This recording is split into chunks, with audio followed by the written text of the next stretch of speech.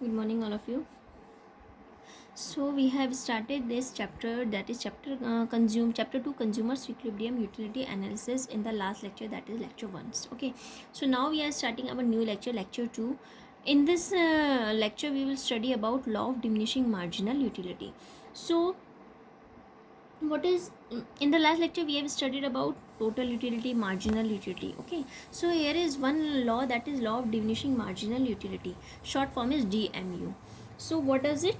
Psychology, intensity of desire for a commodity tends to decrease as more and more units of a consume. जितनी जितनी हम consume करते रहते हैं commodity को, उतनी ज़्यादा हमारी उसकी इंटेंसिटी जो होती है, डिज़ायर की जो इंटेंसिटी होती है, यानी कि डिज़ायर जो हमारी इच्छा होती है, वो और इंक्रीज होती रहती है, कम होती रहती है. Desire to decrease as more and more, कम होती रहती है ना, जितना इतना हम कंज्यूम करते हैं. सपोज मुझे भूख लग रही है, मैंने एक रोटी खाई तो मेरी थोड़ा भूख कम हो गई, 2 रोटी खाई भूख कम हो गई, ऐसे करके होता है ना. जितना इतना हम कंज्यूम करें उतनी उतनी हमारी इंटेंसिटी ऑफ डिज़ायर कम हो जाती है.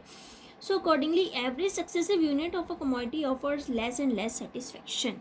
जितना ज़्यादा हम कंज्यूम कर रहे हैं उससे कम कम हमें सेटिस्फेक्शन. जब हमने एक रोटी खाई एकदम से हमारा पेट भर जाता है तो हमें ज़्यादा सेटिस्फेक्शन मिली. उसके बाद हम एक और रोटी खा रहे हैं, कम सेटिस्फेक्शन मिली. फिर तीसरी अगर खा रहे हैं तो और कम मिली. चौथी में हमें नहीं है भूख, नहीं मिली. ठीक है. So it means mu tends to decline as consumption of the commodity increases. This is called law of marginal utility. So what does it mean? This law states that as the stock of goods for consumption increases, the utility जो से derive होती है वो कम हो जाती है. ठीक है. सिंपल, अगर हम सिंपल वे में बोलते हैं तो this means that. Now assumptions. There are some assumptions of law of diminishing marginality. So what are these?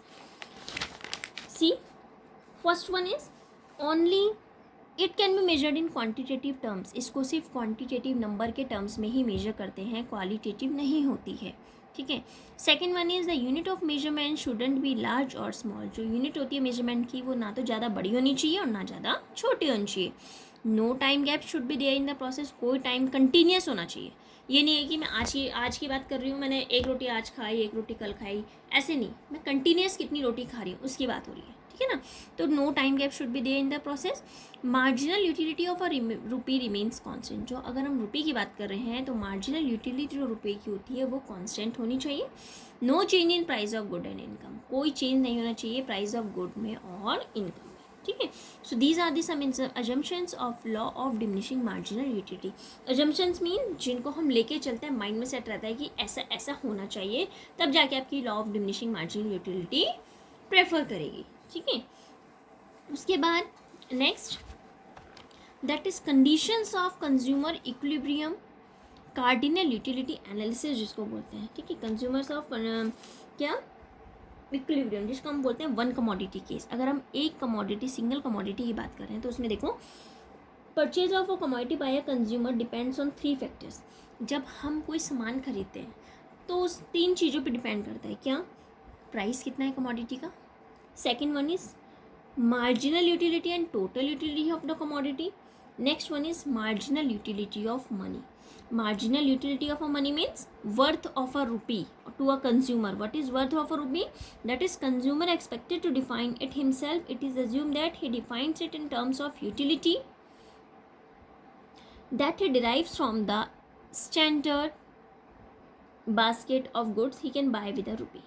कि अगर उसने बास्केट खरीदी तो क्या 1 रुपये से खरीद सकता है. ठीक है.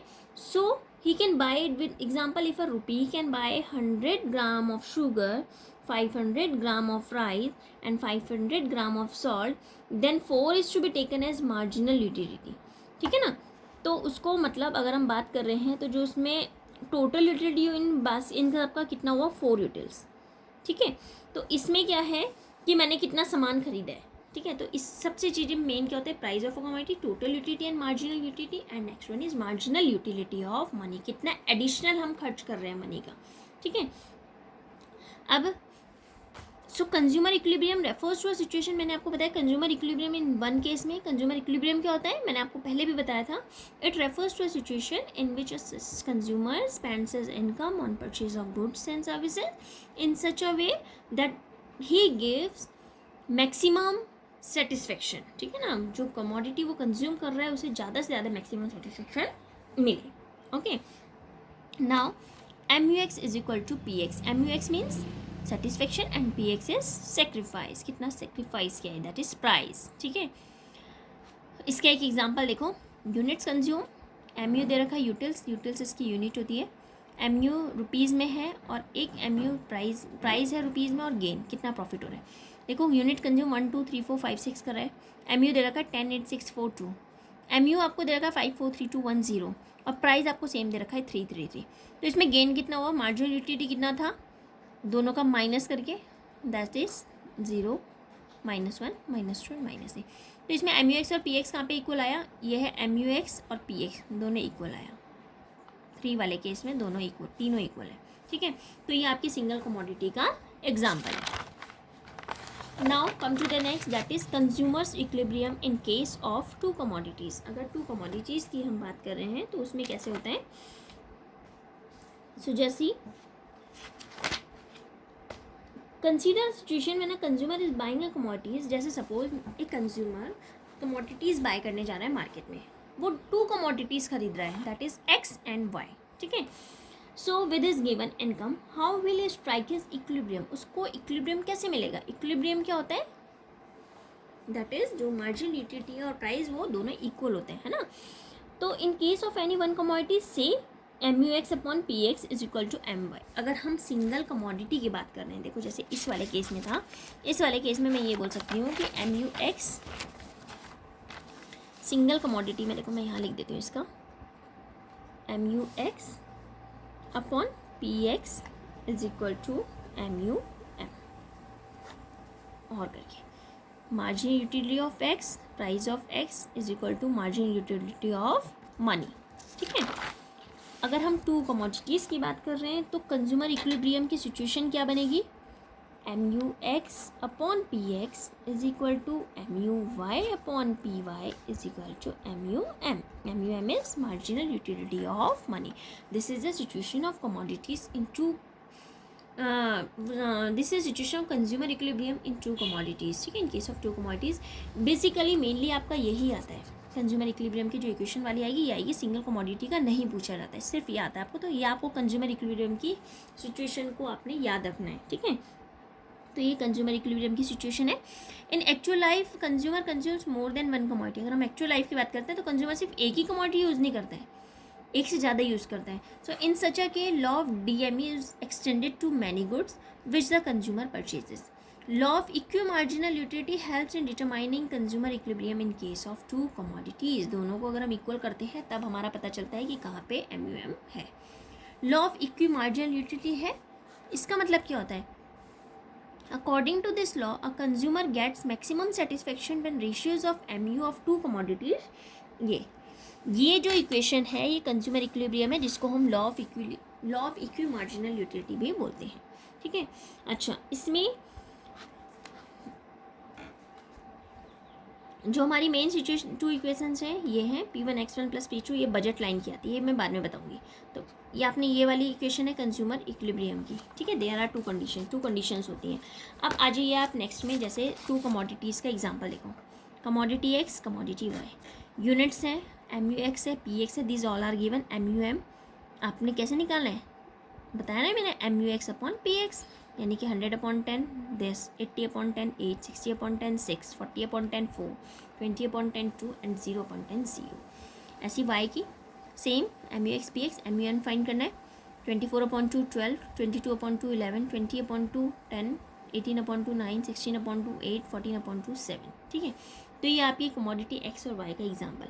अब इसमें अजम्पशंस क्या हैं, देखो इसमें दोनों में इक्वल एम यू एम कहाँ पे आया, 10 8 10 8। So law of D M U is applicable for both the commodity, दोनों के लिए एप्लीकेबल है। ठीक है, पी एक्स 10 पर यूनिट और पी वाई 2 पर यूनिट। अगर यहाँ पे हम पी एक्स की बात कर रहे हैं तो ये 10 है और यहाँ पे पी वाई कितना है 2 है। Money income of a consumer कितना है 30। अगर हम money income of a consumer की बात कर रहे हैं तो मनी इनकम है हमारा यहाँ पे 30। ठीक है, तो आपने इसमें ये देखना है 30 कैसे आएगा, देखो 10 इंटू 2 20 प्लस ये 10 दैट इज 30। तो कंडीशन 1 क्या है, M U X upon P X is equal to M U Y, मैंने आपको बताई कंज्यूमर इक्विलिब्रियम की। अब आप इसमें वैल्यू पुट करो, 100/10 MUX/M और PX है ना, MUY कितना है यहाँ पे हमारा 20 और इसका वो कितना है 2, तो डेट इज 10। तो फर्स्ट कंडीशन तो हमारी एप्लीकेबल है, सेटिस्फाई हुई।